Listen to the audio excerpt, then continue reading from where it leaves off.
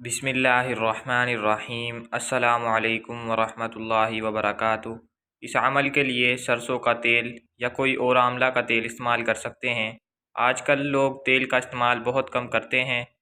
लाजमी नहीं कि आप दिन में ये तेल इस्तेमाल करें, शाम के वक्त भी लगा सकते हैं, लेकिन ये ख़याल करें कि जब आप तेल लगाएंगे, बालों को धोएंगे तो वो पानी गटर में ना जाए। वो पानी आप महफूज कर लेंगे कि पहले अपना सर धो लें, बाद में आप गुस्ल कर लें तो वो पानी बाहर जो भी क्यारियाँ या पौधे होंगे उनमें डाल देंगे।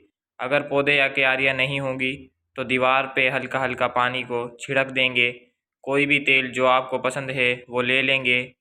तो उसके बाद उस तेल को जो शीशी होगी या बोतल होगी उसका ढक्कन खोल कर अपने सामने रख लें और बावज़ू होकर कुरान पाक खोलें। कुरान पाक का पारा नंबर 24 की सूरत हामीम सजदा की आयत नंबर 44 का टुकड़ा कुल हुवल्लज़ी आमनु हुदम व शिफा पढ़ना है। इस आयत के अव्वल आखिर 11 मरतबा दुरूद शरीफ पढ़कर फिर तेल के ऊपर दम करें। आपने इस आयत को 121 मरतबा पढ़ना है और फिर 21 दिन तक मुसलसल आप इस तेल को शाम को या रात को सोते वक्त लगा लें और सुबह उठकर अपने बालों को धो लें। इसके दौरान आपने नागा नहीं करना। अगर आप चाहें तो 21 दिन के बाद भी बाकायदा इस्तेमाल कर सकते हैं।